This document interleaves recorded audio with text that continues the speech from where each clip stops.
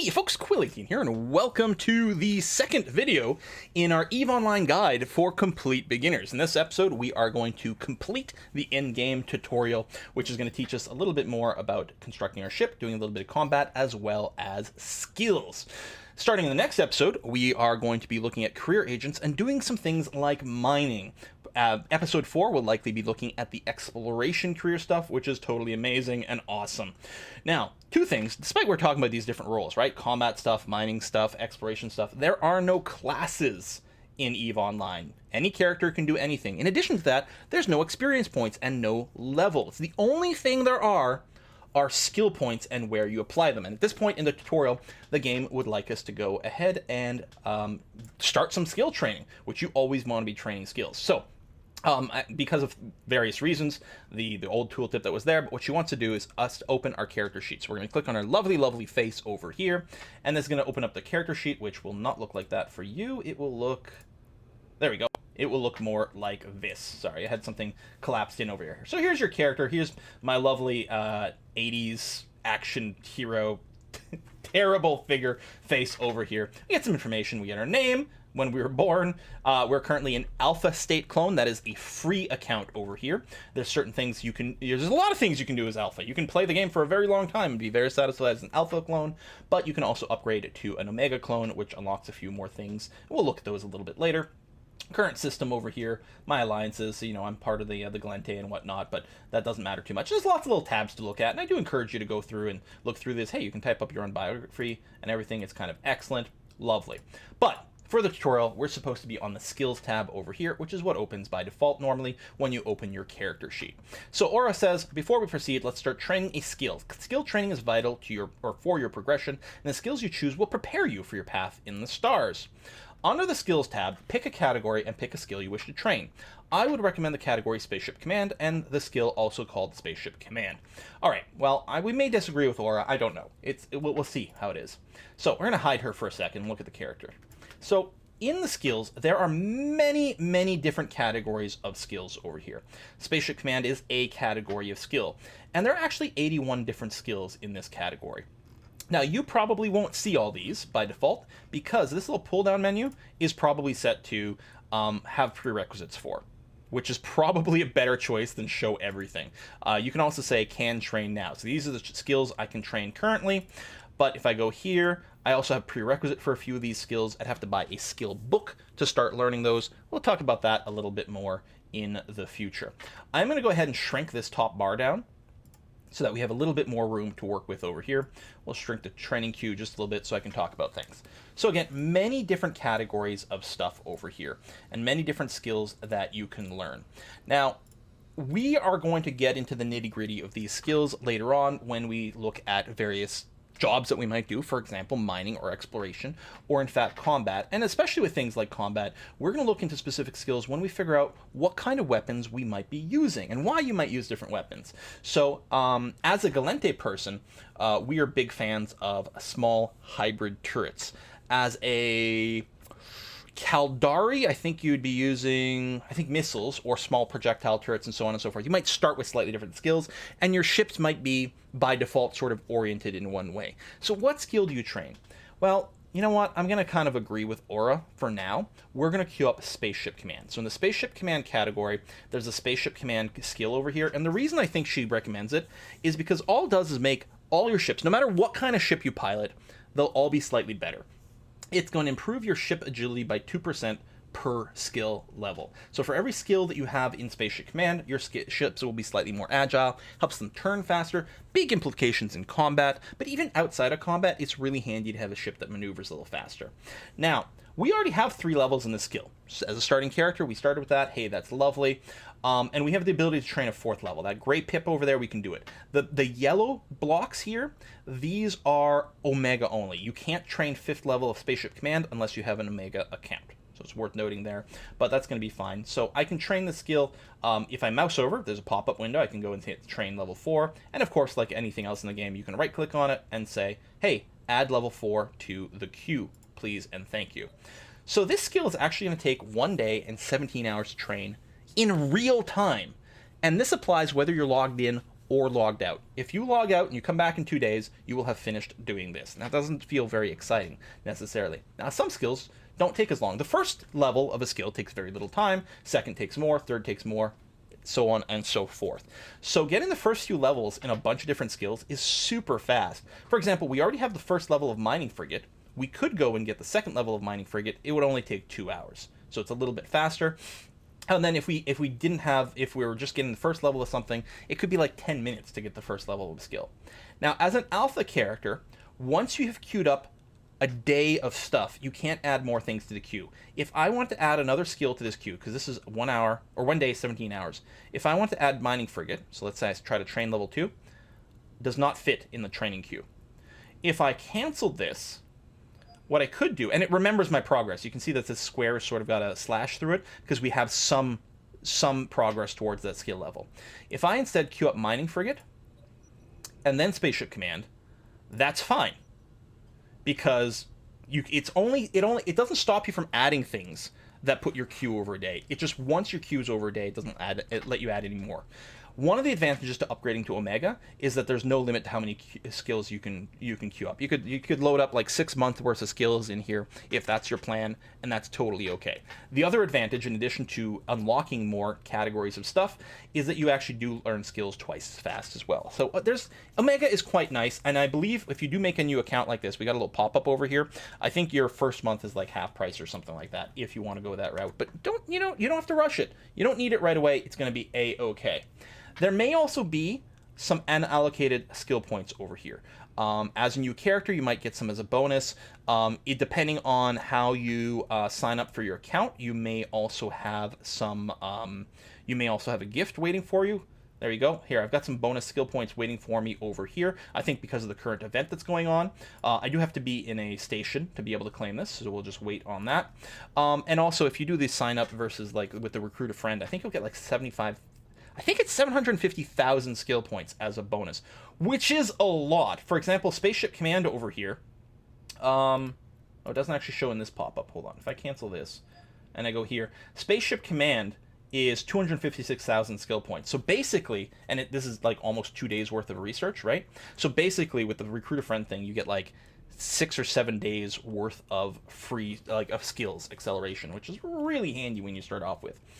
For now, just so that I have something in the queue, I will, you know what, I'll just leave Spaceship Command in there. Just because no matter what I end up flying for the rest of my career in EVE, it'll be handy to have this here. So we'll leave that there. Probably what'll happen at some point when we get to like the mining tutorial or the exploration tutorial, I might change my mind and move some things, but we may as well sink some skill points in there while we're waiting. That's going to be okay.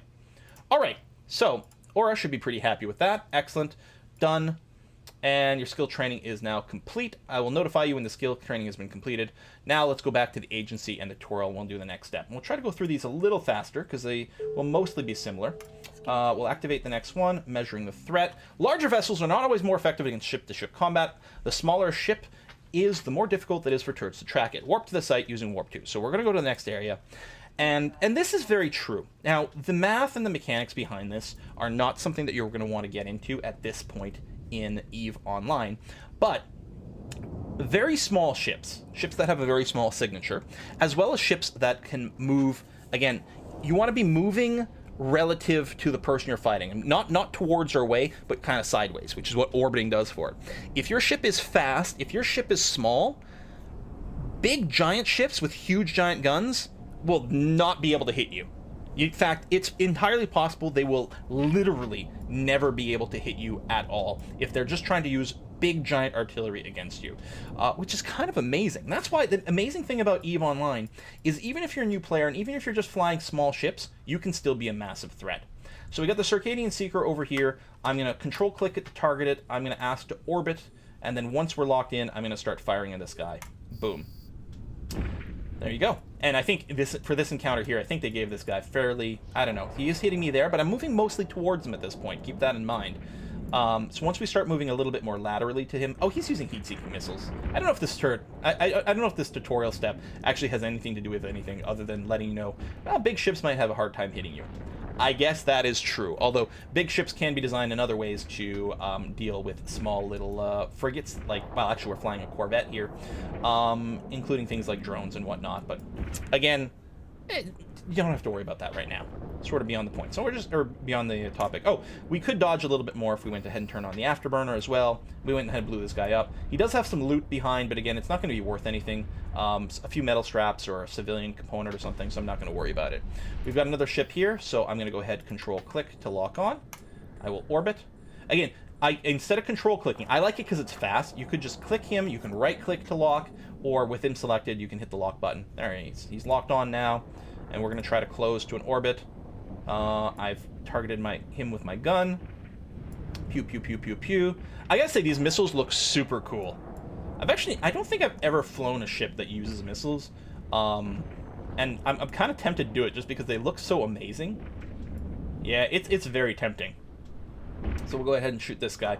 The other thing, I don't think this tutorial covers, there are many different types of damages. For your weapons. Well, there's 4 different types. There's kinetic damage, which is just like you're hitting someone with a bullet directly. There's thermal damage, so burning damage, you know, maybe lasers. There's explosive damage, which is, I believe, what a lot of these missiles do. And there's EM damage, electromagnetic damage, which some types of weapons do.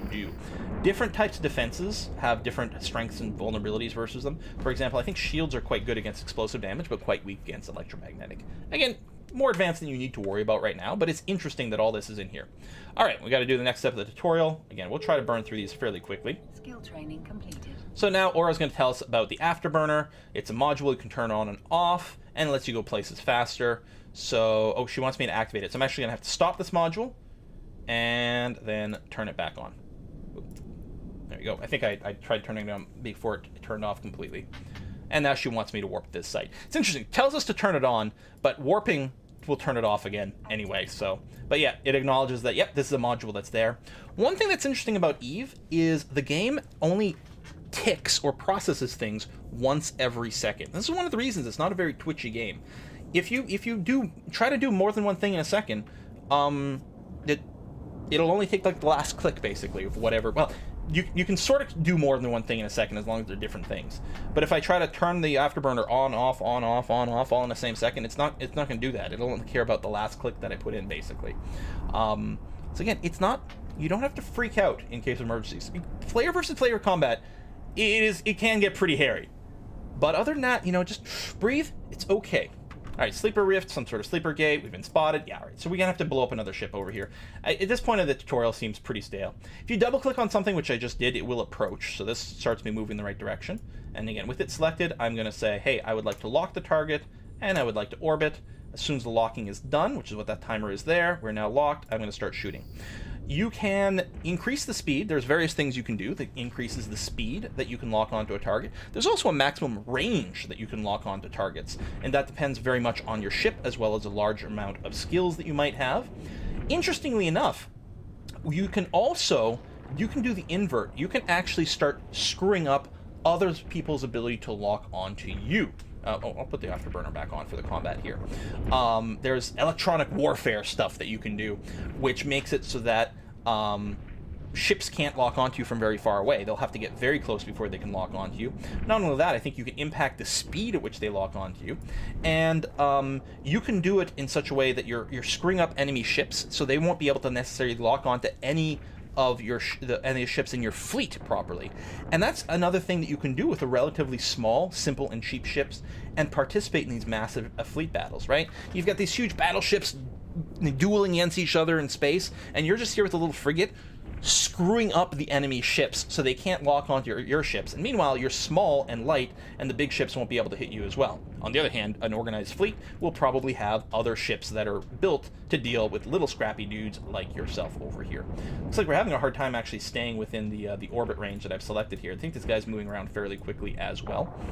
One thing we might want to do is we might want to explicitly do an approach, which is what I'm going to do here. We're going to turn and try to fly directly to him to try to close the range, and then I'll once again go and hit an orbit command at that point, because I'm trying to close in here. Yeah, so moving faster makes you harder to track and makes it easier to keep the enemy at your optimal range. So I'm going to try to do that. There's a button, actually, that's quite handy here, which is the keep at range. And again, you can right-click and say, listen, I would like to keep this target within 5,000 meters. Not necessarily set up an orbit, but we'll move directly towards it or slightly or away from it or whatever as need be. There we go. We're closing in, so we're going to hit with a little bit more accuracy here. Just try to finish the battle a little bit faster. There we go. Let's go back into an orbit behavior now. Now that we've actually closed in to a reasonable way. Yeah, we don't have to worry about losing these guys. So we got our shields, we got our armor, we got our structures. Shield takes a little bit of damage. There we go. More bounty. No lootables, even if we wanted to.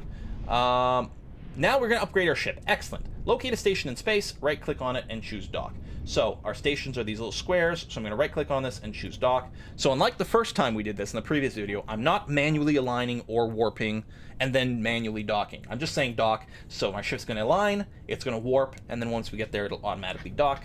Very, very, very handy-dandy. So somewhere out over there. We're just aligning right now. And yeah, we did take a quick little peek last video at our fitting screen over here, which is what's on our ship. But this next step, we're going to be working with it some more. We're going to be changing some components on our ship. It's got to arrive. It'd be interesting if there was a timer for this rather than just distance. Not that warping ever takes long, but I'm impatient. Alright, there's a lot of stuff in space over here. Some people have been... This is a massively multiplayer game. Other people are out there doing stuff, leaving notes to each other. I don't know what the deal is, but there you go. We're going to dock. We'll talk in a future video. We'll be talking about all this different stuff in the overview, what these different colors mean, and so on and so forth. For now, in the tutorial, just keep ignoring it. There we go. Alright, once we've docked, open the agency and go to the next tutorial. We will do that. Activate the next tutorial. And Aura? There we go. In the fitting window, locate your primary weapon in your high slot. Okay, so there's a button over here for fitting. So this is where you fit your ship or structure with weapons and equipments to configure it for a chosen role. I don't know why they chose the word fitting, but there it is. If you ever want to see what other people do for their ships, you can always Google like your ship name and then fit or fitting, and you can see what other people are doing in terms of designing their ship. So we want to open this, and what Aura wants us to do is she wants us to remove the modules in our high slot. So ships have different slots for modules, and they have a high power slot, mid power slots, and low power slots over here. Different ships will have different amounts of slots in each of these various categories. Our little starter ship, at least the Veloteur, and I think your starting Corvette will be the same, has 2 high, 2 mid, and 2 low over here. So Aura wants us to remove the 2 things in our high slot over here. So we can do it, as always, by right-clicking if we want, and we can unfit. So we will do that. Boop. So now it's empty. Look, it actually removes itself from the model too, which is cool. The other thing you can do is you can hit this little button right over here, unfit module. And there you go. Another thing has been removed over there. She wants us to leave the afterburner in there. With the fitting window open, click the inventory button. Okay, so that's what we're going to do. We're going to leave this open for a second. Here's our inventory button. Now, the inventory window has several different things going on in it. Over here, this is the ship we're piloting, right? It's highlighted in green. This is our ship. And with this selected, this is our ship's inventory. Remember, we collected some metal scraps from the first episode of things. There's also the ship hangar. If we had any ships docked here at the space station, they would show up in the ship hangar. Currently, there's only one thing in here, highlighted in green. This is the ship we're flying. But you could have many different ships all parked at the space station. We then have an item hangar. So this is loot. These are items that are stored in, I don't know, our locker here on the space station. They're not on our ship, they're just in the locker. Now, she would like me to go and fit the highlighted turrets, which is these light electron blasters. So we have 2, you can see the quantity over here, 2 light electron blasters. She would like us to fit them onto our ship. We can do that by clicking and dragging. We can actually just drag it anywhere in the window here, and it'll go ahead and drop it into the appropriate slot, which is in this term, a high slot. We can actually, if we open this window a little bit bigger, we can see that these are all high slot items. There's the Gatling gun and the miner that are removed, and here's the other electron blaster. So we're going to go ahead and drop that onto our ship. Excellent. Whereas before we had a single gun, now we have 2, and these are also a lot better. We also have ammo. So these weapons here that I'm equipping require ammunition. So we have some ammunition for it here, these iron charges. So if we grab this and drag it onto our ship, what it's going to do, and you'll see it there. There we go. These 2 guns have been loaded with this ammo. Looks like each gun can hold 200 bullets. We had 1,000. We have 600 left. I think her advice was also, hey, why don't you take these iron chargers, the rest of them, and put them in your ship's inventory. So if I drag it over to my ship, so my ship's cargo bay has those metal scraps as well as the iron charges. Now my guns can reload in combat. If they run out of bullets, they will reload from the inventory. Before we leave, I'm actually going to go ahead and grab the last 2 things over here. I'm going to go and put them in my ship's inventory as well, because I think we're going to be leaving this station soon as part of the tutorial. So I'm going to bring everything with me. Anything you see with the word civilian is basically worthless, can't really be sold, and you're never really going to want to use them long term. But I'm going to bring them with me anyway, just in case. So I can go ahead and close this window, and I can close this one. By the way, if you're on Windows, or on the Mac, I guess, you can hit Control-W to close a window like that as well. So she wants us to go and start the next tutorial step, which we will do. Battle in the ruins. So we have to go somewhere, we have to undock. Keep in mind, this is our mission here. It's saying get the space. Hey, do that by undocking. I'm going to click this button right over here, which is the same as having hit that big undock button over there.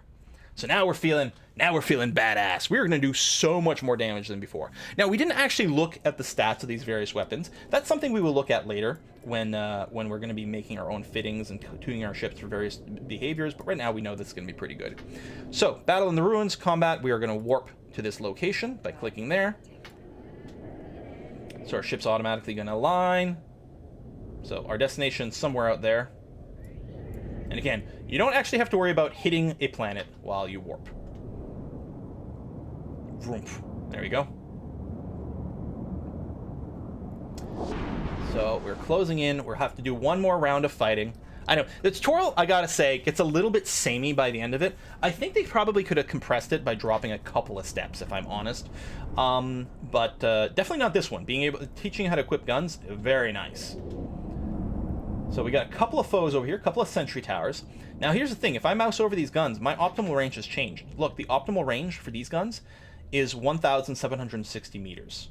So what I'm going to do is I'm going to right click on the sentry, I'm going to orbit, set the default, I'm going to change the default, I'm going to set it to back to like 1,000 meters over here. So that's my default orbit. Excellent. I'm going to go ahead and control click both of these, and I'm going to say I want to orbit the first sentry tower, and I'm going to start shooting. Now, these weapons are much shorter range. I've clicked on both of these, by the way, and the hotkeys for these are F1 and F2, so I could also use F1 and F2. You can see both my guns over here in the top right corner underneath the sentry tower that I'm targeting. Both these guns are shooting at that tower. I could split my attacks. I could have one gun shooting at one person, one gun shooting at the other, but that would be bad. And the reason that would be bad, generally speaking, there may be reasons that you want to do it. The reason is, if you split your guns, and at some point you end up with two half-dead enemies do as much, still do their full damage. So there's a longer period of time where you're going to be getting shot by two people at the same time. Whereas if you focus fire, you put all your guns on one target, you kill that one as soon as possible, then you only have one other person left shooting at you. So it's much better. It takes you just as long to kill everyone, but you take less damage. Plus, this lets us make sure that we're optimizing, you know, our optimal range and things like that by just focusing on the one that we're in optimal range with. Ow. I actually don't know if missiles can miss.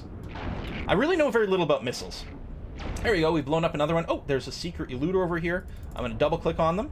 I tend to do that first. I double click so we start approaching directly, and then I'm like, okay, we'll do that. If I try to lock on here, I'm not going to be able to. It's too far away. My maximum target lock-on range on this ship and with my skills is 26 kilometers. So I have to wait till I'm within 26 kilometers.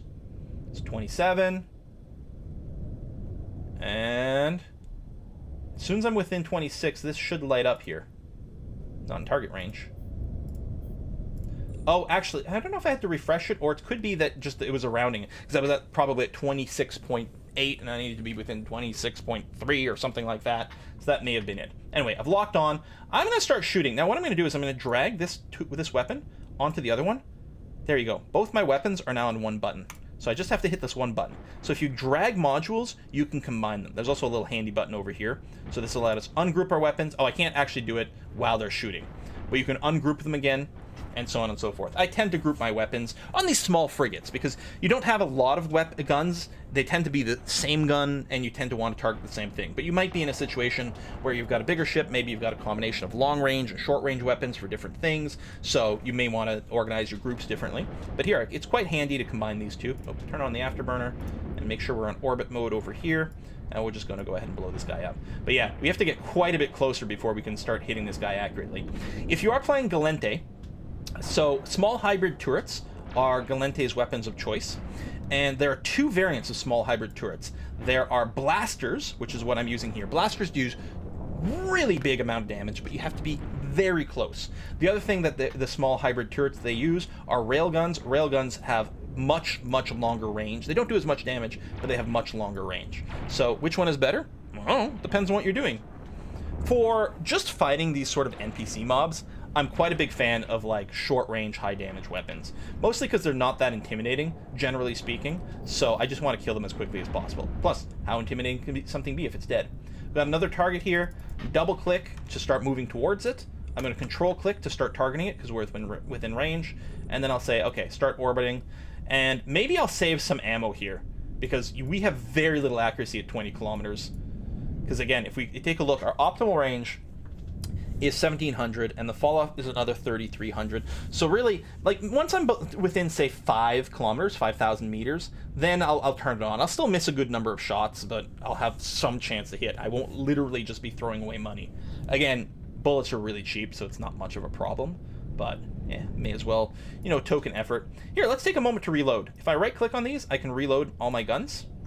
It does take the guns offline for 5 seconds here, but I figured I'd had the time.